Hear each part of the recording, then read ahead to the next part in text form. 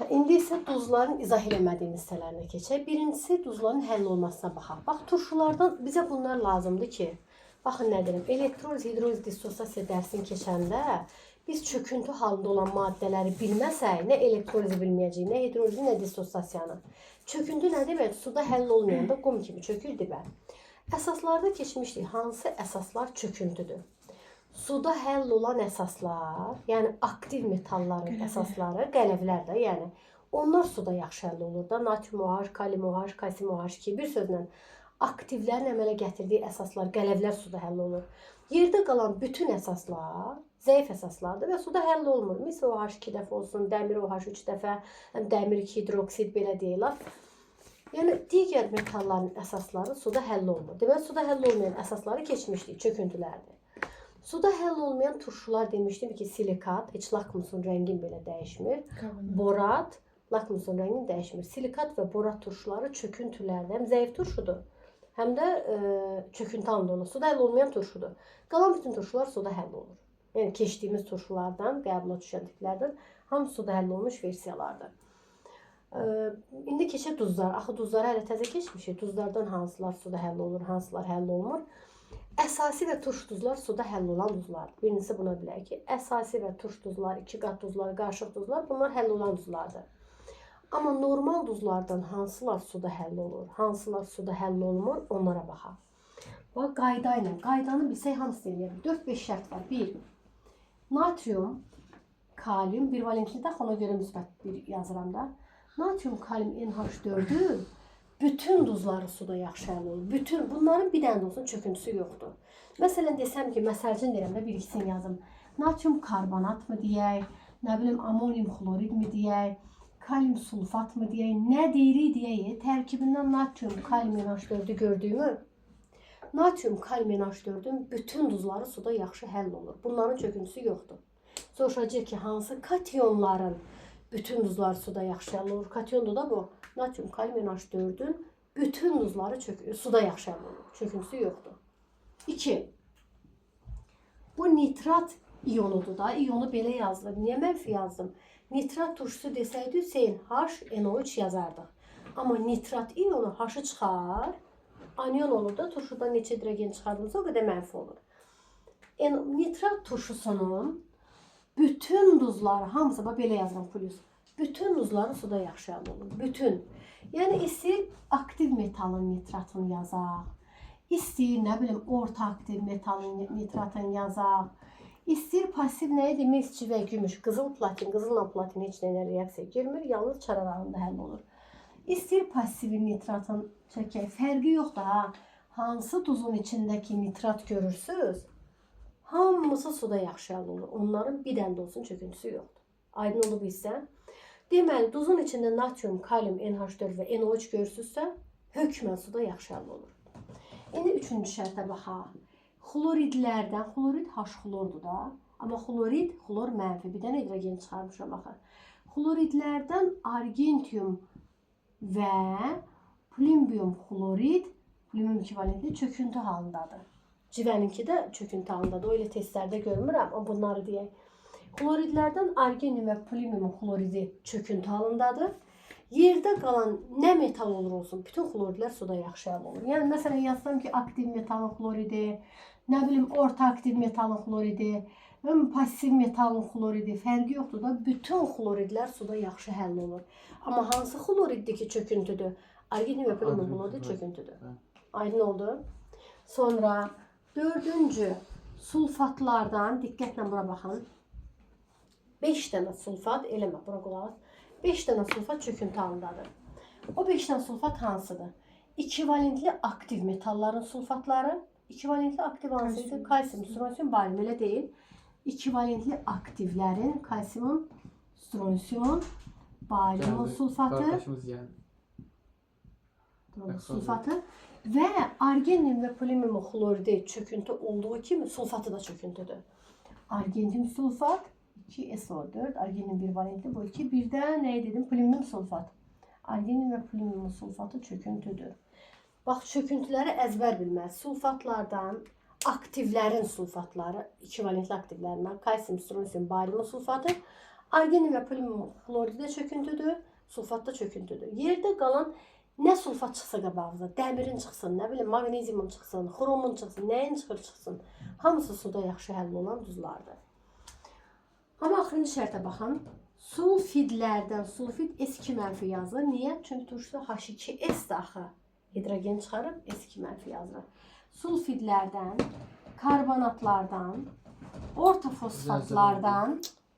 fosfatlardan və silikatlardan, silikat H2 silisium O3 yazılır, hidrogen çıxarmışıqsa belə yazılır.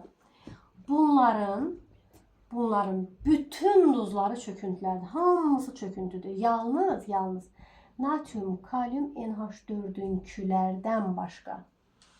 Cümləyə bir də baxın. Bunların bütün duzları çöküntüdür. Ancaq bunlardan başqa səbəb nədir? Məsələn, desəm ki, natrium 2S deyəsən, əlbəttə ki, natriumun duzudur. Su da yaxşı həll olur. Və yaxud fərqi yoxdur. Kalium 2CO3, kaliumun bu və yaxud NH4-ün bunları hamısı suda yaxşı həll olur. Onların çöküntüsü yoxdur. Bunlardan başqa. Məsələn, deyirəm maqnezium. Deyəsən, maqnezium S nədir? Əlbəttə çöküntü. Bunlardan başqa bütün hamısının verdikləri çöküntüdür. Maqneziumun istəyir S olsun, lap kalsiumun olsun, dəmirin olsun. S-i də, CO3-ü də, PO4 də, silikat da çöküntüdür.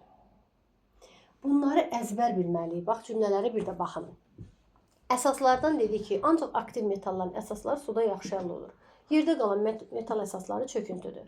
Turşulardan silikat və borat turşusu çöküntüdür. Yerdə qalanlar suda yaxşı həll olur. Duzlardan turşdur, iki qatdır, qarışıqdır. Bunlar suda həll olur. Biz normal duzlardan danışırıq ki, natriumun, kaliumun, NH4-ün bütün duzları suda yaxşı həll olur.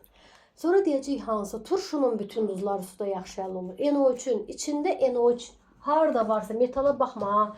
Mis bərkdir, suda həll olur. Belə şeylərə baxma. Olsa bütün metallar bərkdir də. NO3 gördün mü? Suda həll olan bərk maddədir. Suda həll olurlar.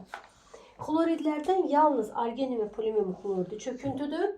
SO4-lərdən argenin və poliumun, bir də kalsium, strontium, barium SO4-dür. Sulfid, karbonat, ortofosfat silikatların bütün duzları çöküntüdür. Yalnız natrium, kalium, NH4-dən başqa bütün duzlar çöküntüdür. Bu isə çatdı. İndi biz duzların girdiyi reaksiyalara baxaq. Duzlar nələrlə reaksiyaya girir?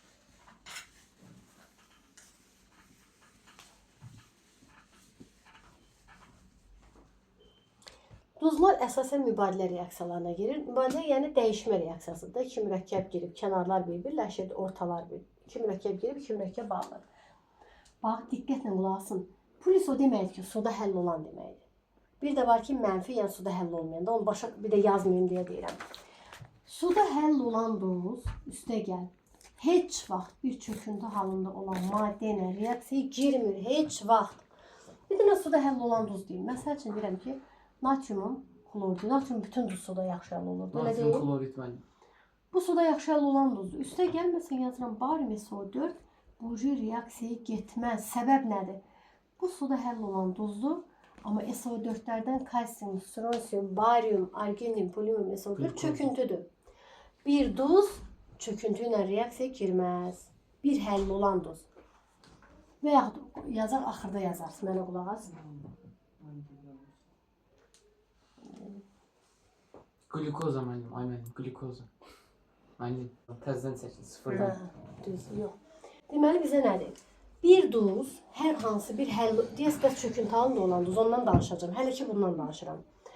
Hər hansı bir duz olan bir reaksiya görsək, diqqətlə baxın. Həll olan duz heç vaxt çöküntü ilə girmir. Məsələn, deyirəm ki, NH4-ün, deyək ki də 3PO4. Deyirəm, əlbəttə NH4-ün bütün duzları suda yaxşı həll olur. Üstə gəl, dəmir OH 3 dəfə. Bundan girməz. Niyə? Suda həll olan duzdur. Axı, aktiv metalın hidroksidi suda yaxşı həll olur. Bu suda həll olmayan əsası qonur rəngli əsas idi, yadınıza düşürsə. Bir duz, bir sözlə, üstünə istəyirsən duz gəl, nə istəyirsən gəl də, suda həll olan duz heç vaxt çöküntü ilə reaksiyaya girmir. Bu qaydanı əzbər bilməliyik. İkinci, və suda həll olan duz nə ilə girir? Suda həll olan duz, üstə gəl, başqa bir həll olan maddə ilə o halda reaksiyaya gedər ki, çöküntü almırsa reaksiyaya gedər. Amma yox, bax bununla bu girib. Çöküntü mü deyim, ya qaz mı deyim, ya su mu deyim. Üçündən heç biri alınmırsa, bax duzla həll olan maddə o halda reaksiya gedir ki, ya çöküntü, ya qaz, ya su. Bu üçündən biri alınırsa reaksiya gedər.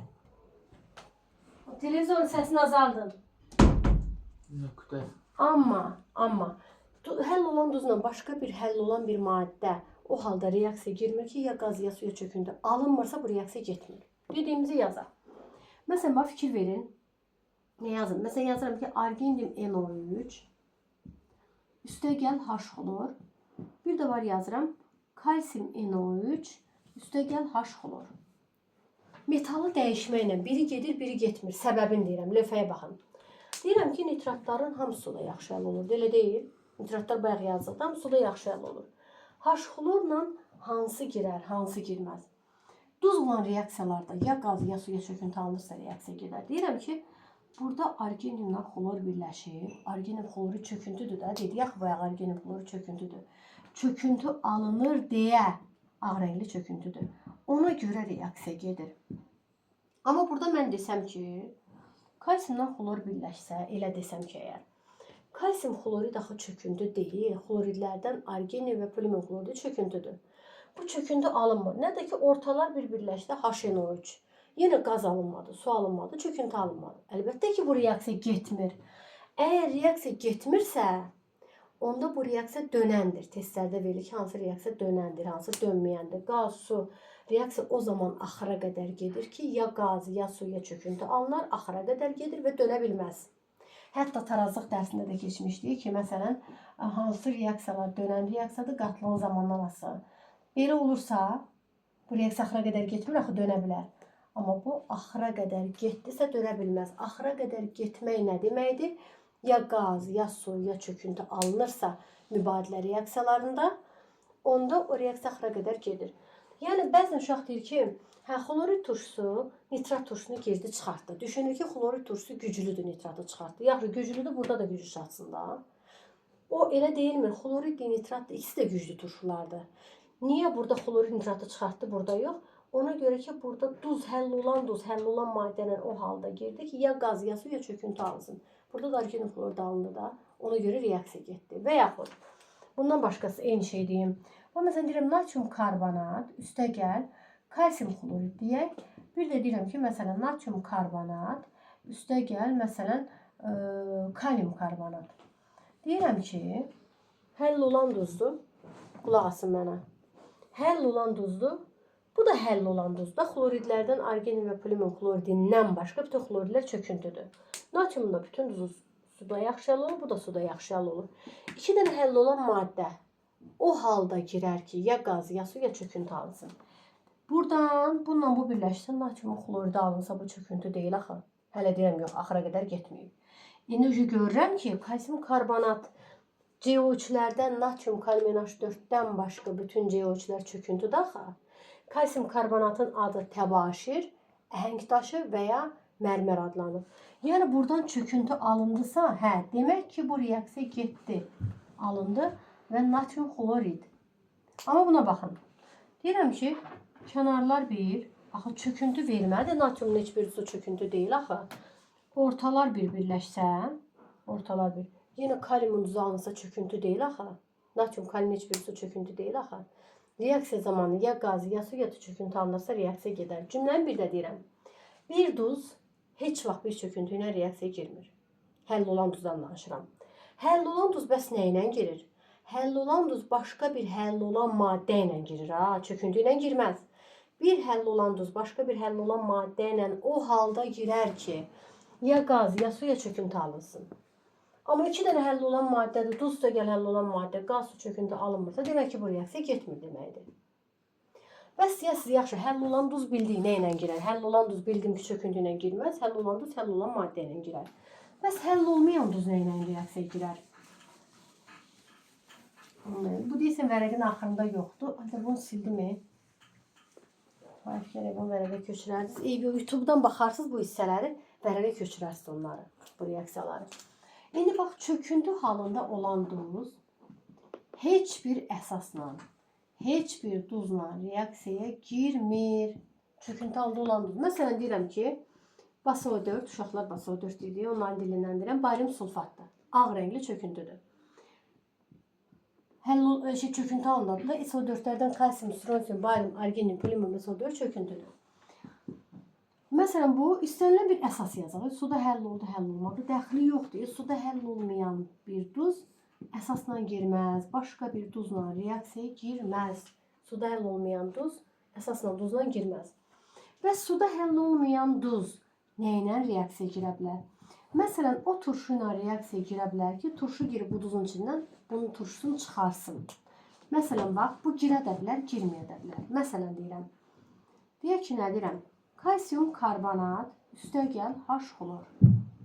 Çöküntü halında olan duzdur. Təbaşir, əhddaşı və ya mərmərdir. Kalsium karbonat.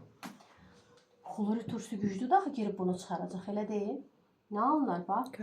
Kalsium xlorid, üstəgəl H2CO3-də həmin dəqiqə karbon qazı və suya parçalanır. Duzun iştirak elədiyi reaksiyalar həmişə baxın ki, ya qaz, ya suya çöküntü alınırsa o reaksiya demək ki, gedir. Amma məsələn yazıram, çöküntü halında olan bir duz yazım. Barium SO4 çöküntü halında olan duzdur. Üstəgəl sizə birdən bir şey deyirəm. Üstəgəl bax HNO3-də yazıram.